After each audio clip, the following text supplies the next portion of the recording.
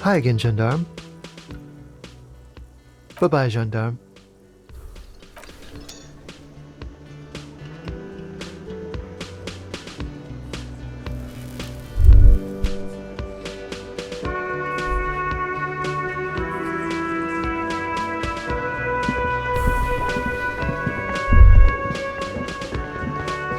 Can I help you?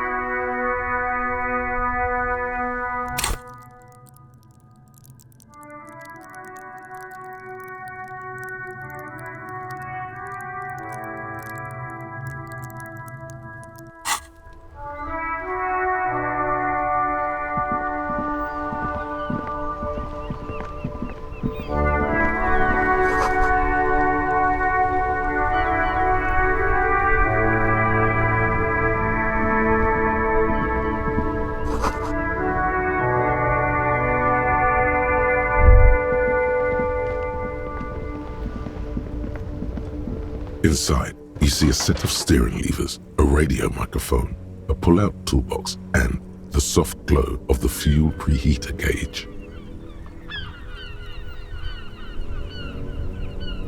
This is Precinct 57. How may I assist you? Yes, I got the mercenary's name and a few biographical details. Are you ready? The lieutenant leans in to listen, notebook in hand. That suit of armor was issued to an Oranese citizen named Ellis Kortenaer. That's Ellis Kortenaer.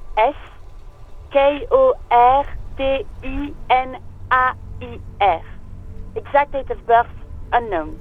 He was signed into the Lelystad County Neonatal Care Unit on 28th of February, 09.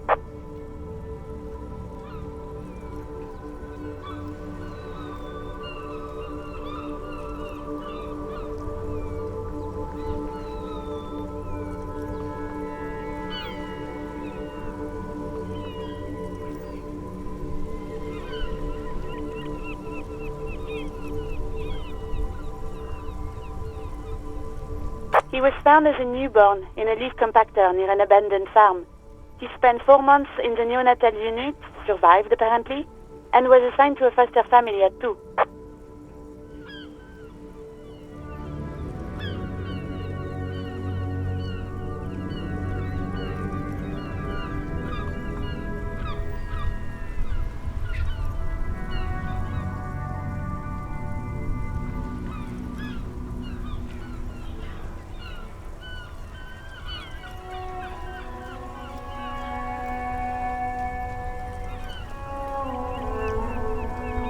This is what the ICP knows about him. He was raised by foster parents, entered the East Brand Military Academy in Vredefort at 17, then served in the Oranese forces till he was honorably discharged in 41, just a year before the Seminole conflict.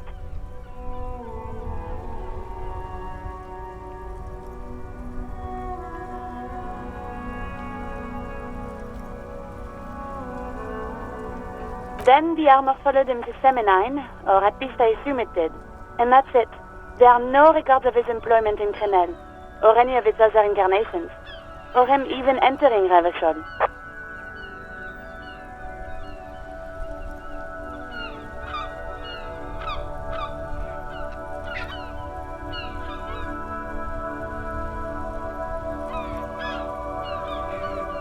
It's a garden tool used to press leaves into these cubes.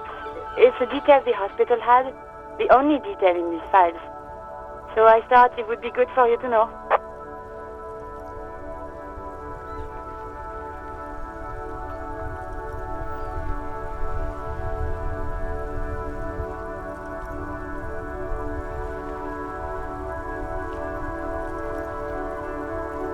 It is. Thank you, Alice.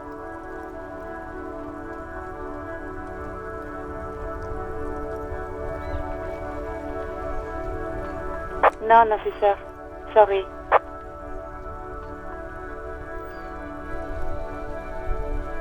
Even that is a small miracle. These organizations usually double-check their inventory. Thank you, Alice. Great work.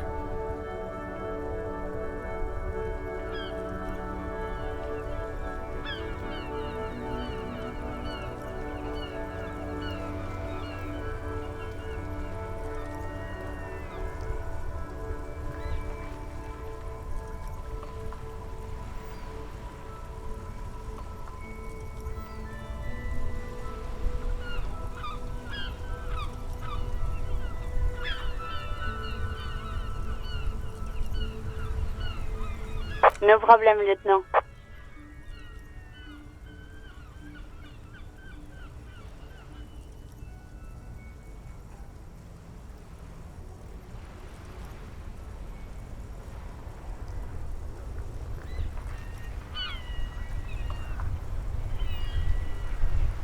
A compliment from Lieutenant Kitsuragi. Not bad.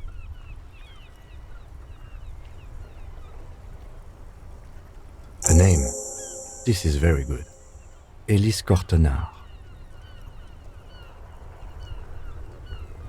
I'm glad the inquiry was helpful to your investigation, officer. Did you have any other questions? 57th, over and out. In the cabin, you see a set of steering levers, a radio on a hook, a pull-out toolbox, and the soft glow of the fuel preheater gauge.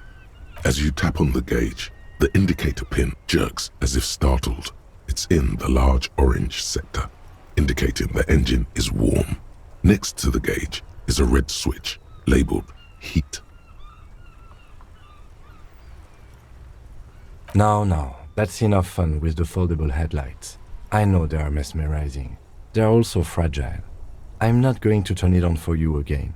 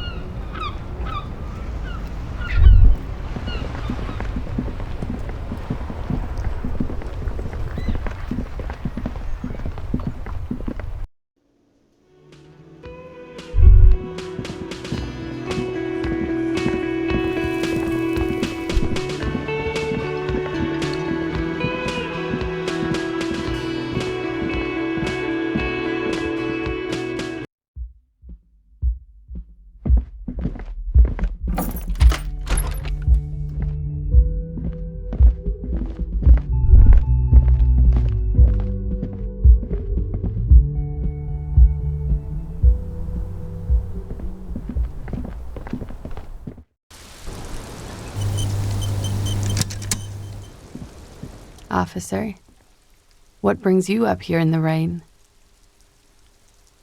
Yes, miss. I hope you don't mind.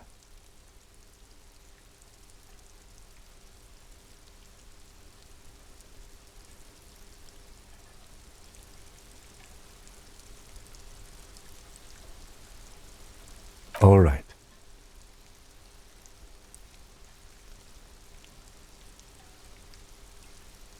Coolly, gracefully, she pours herself more coffee.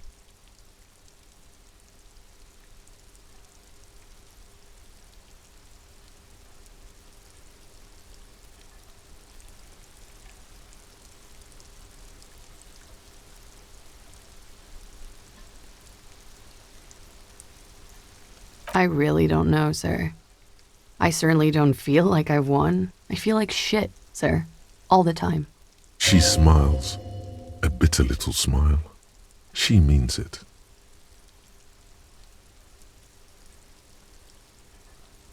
Clearly, I haven't.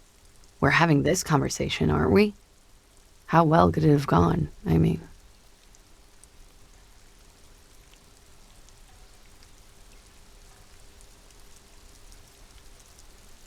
The rain falls on her shoulders, tinting her blonde hair light brown.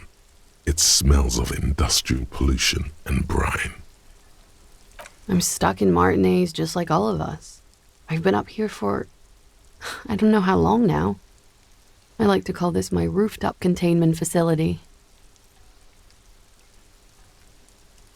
She nods, slowly, carefully even. There is suddenly a strange glint in her eyes. Not malicious, but dangerous.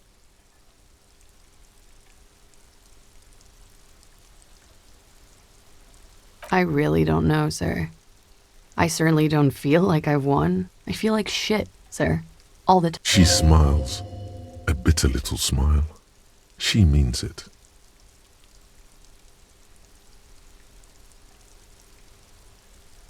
How well could it have turned out for me? I mean... The rain falls on her shoulders. I'm stuck in Martinez just like all of us. I've been up here for... I don't know how long now. I like to call this my rooftop containment facility. She nods, slowly, carefully even. There is suddenly a strange glint in her eyes. Not malicious, but dangerous.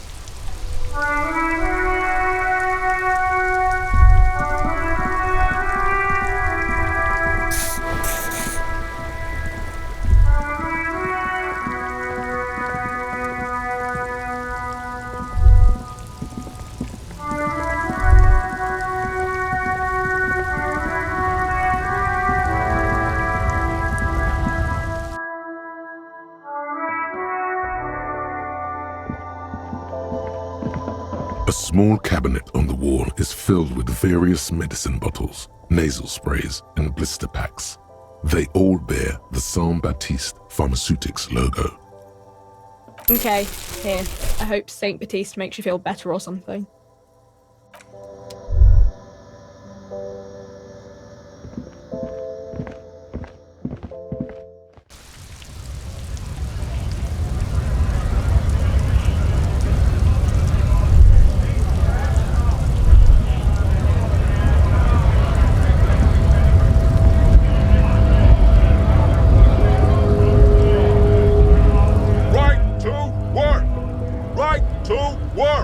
Shame on you!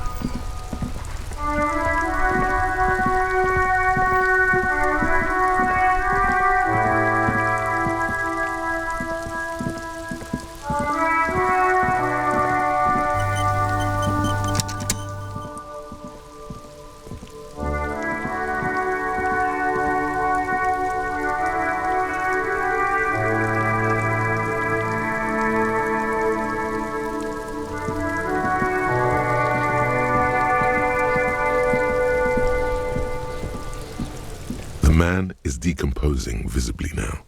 Every hour, he looks less like a creature and more like a pile of intestines. The lieutenant adjusts his glasses and takes a deep breath.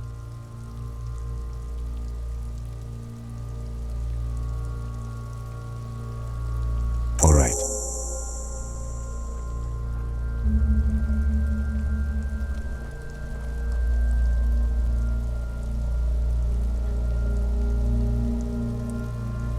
I will need a little help carrying him. You take the hands, I'll take the legs.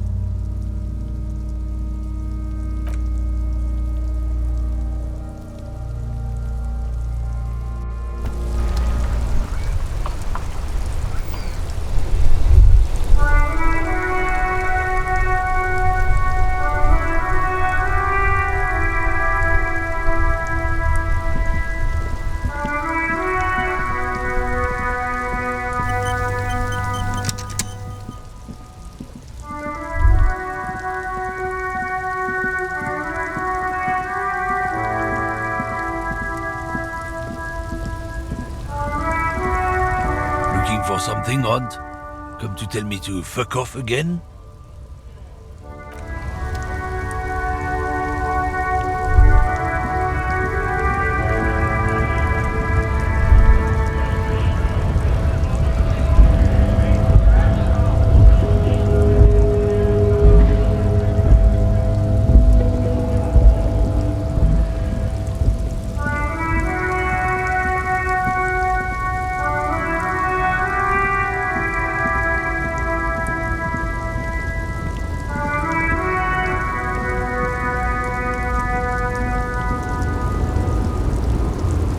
Still has her eyes fixed on the photograph in her hands. In the background, the radio plays.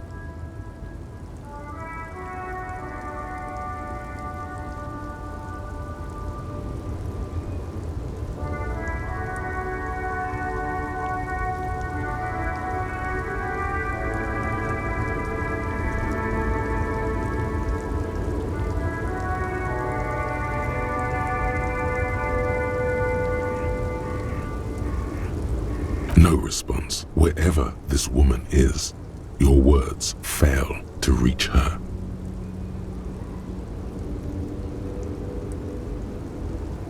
Where am I? Who are you?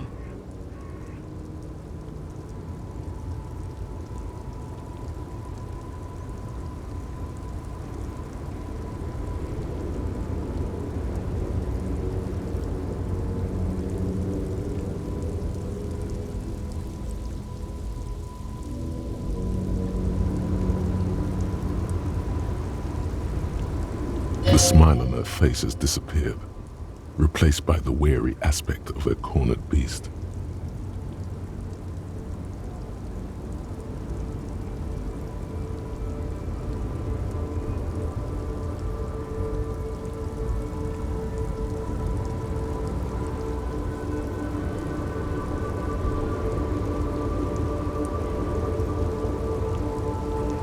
Never mind. I remember now. I'm still stuck in that traffic jam in the 50s.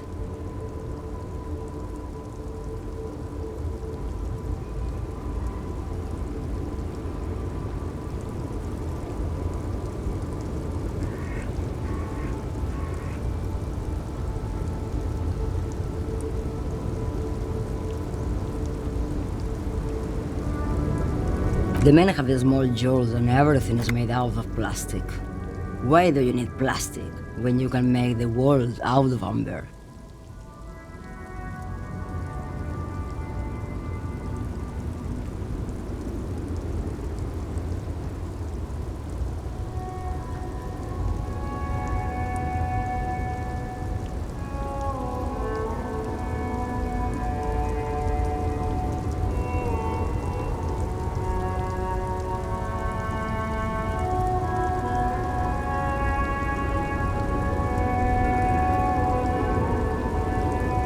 Back in Methka, during the time of the revolution, the sidewalks and cafes are filled with young people.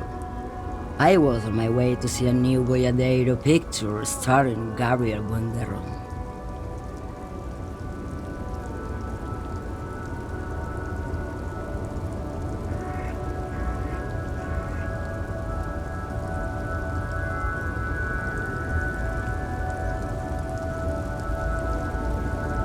Until you came along, that is.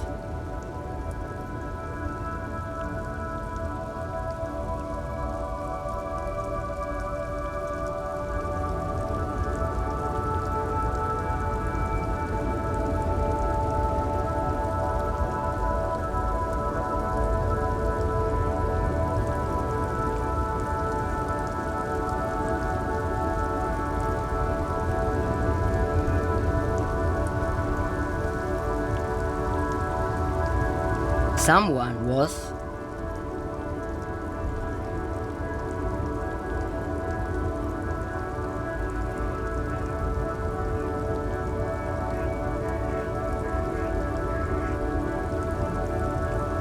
This is Gabriel Buenguerro.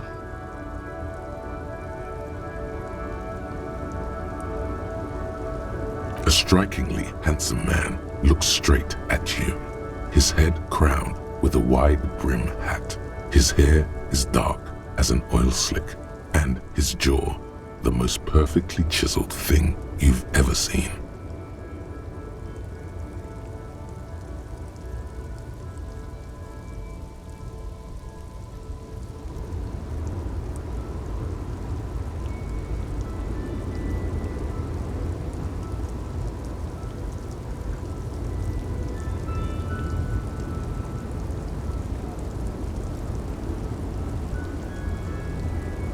This man's got a hold over her. Even 50 years later, you can feel it.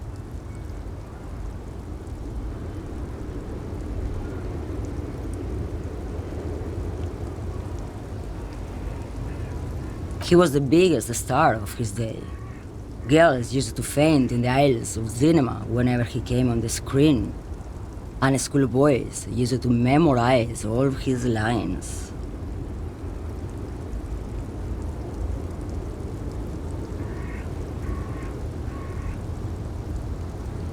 They are someone's memories, boy. What difference does it make if it's me or not? They're beautiful.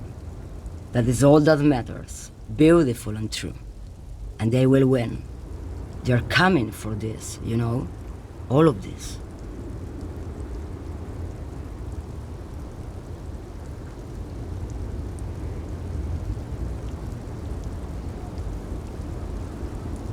All of what? The world? The present? She seems to derive some bitter pleasure from this strange thought, as if the past will one day wipe the present away, like a tidal wave approaching.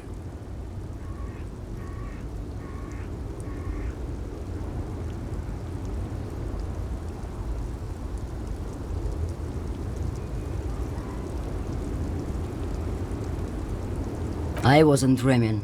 I was there, Lawman. It was early spring, and the man behind the black sun had just come out. The posters were 20 meters tall. Everything was golden.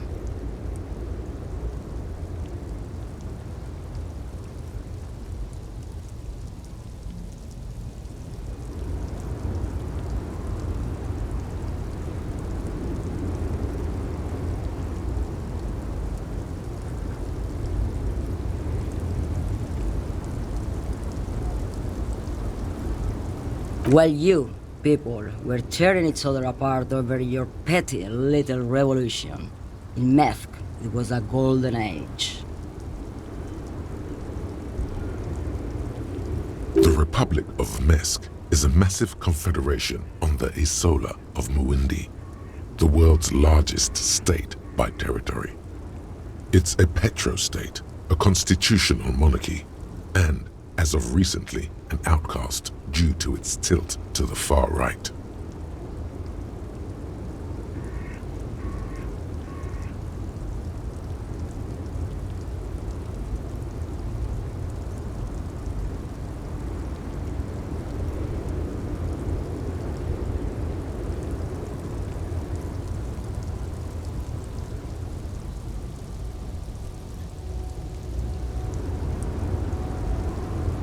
Why not, Harife?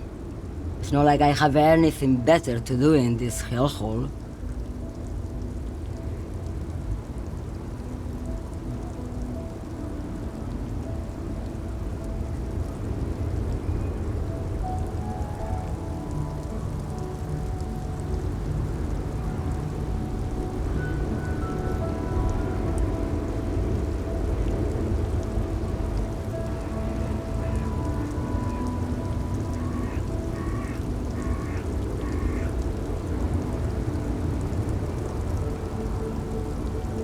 Diamonds.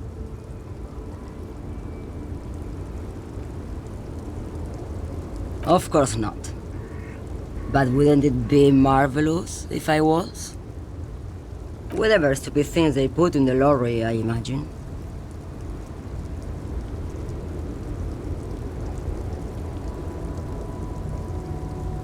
I quit concerning myself with that a long time ago.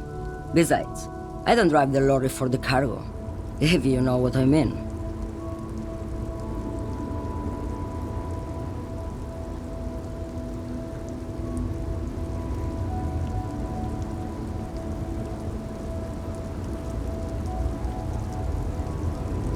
Then it's contraband, lawman. What? Do you want to take an old woman in? Be my guest.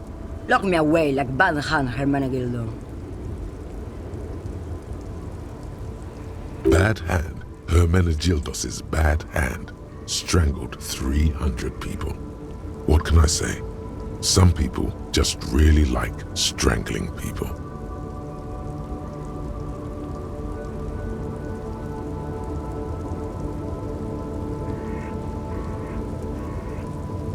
Of course not. To truly understand the boyadero, you need to listen to On the Western Plain. The boyadero, boya for short, is a cowherder from upstream Magritte, the great steppes of northern Mesk. People like Mañana at the gates have turned it into an ideology of sorts.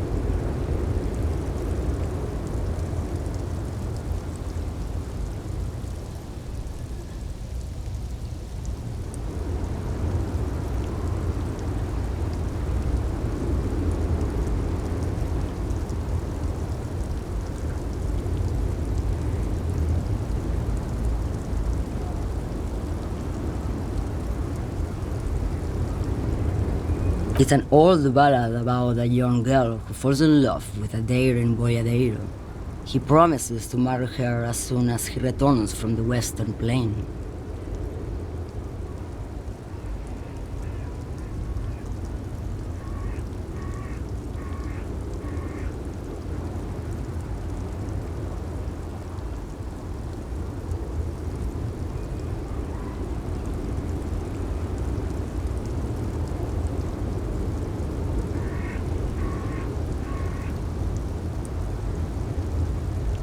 Of course not.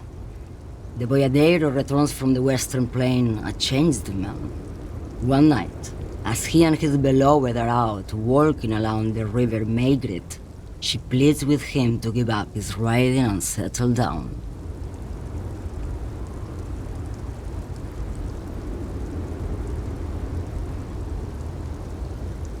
So the boyadero strangles his beloved and throws her body in the Maigret. Then he rides off, because the Western Plain is calling to him.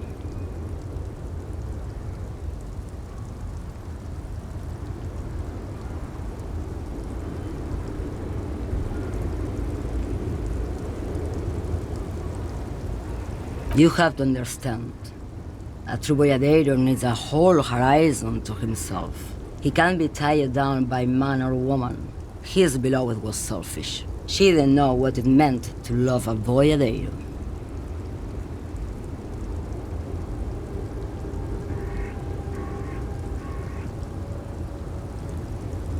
What do you mean?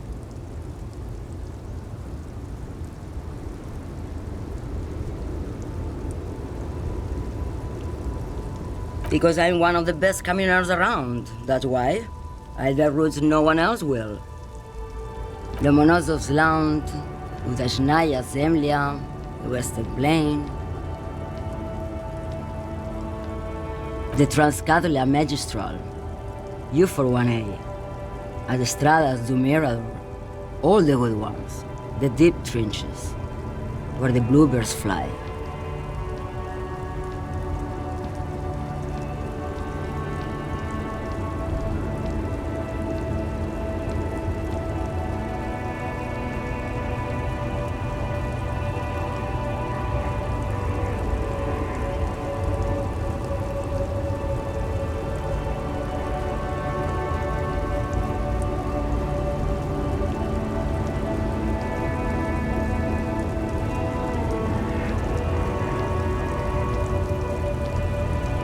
You're right, Lawman. I'm the one who should take my health more seriously. Thank you for looking out for me.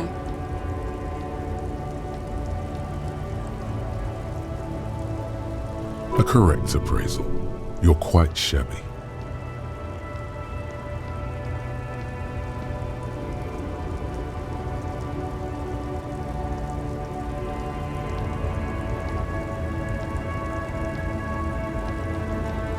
Is that all you woke me up to say?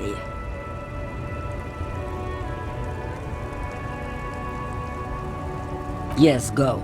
Enough jamboree. I need to get back to Meskin.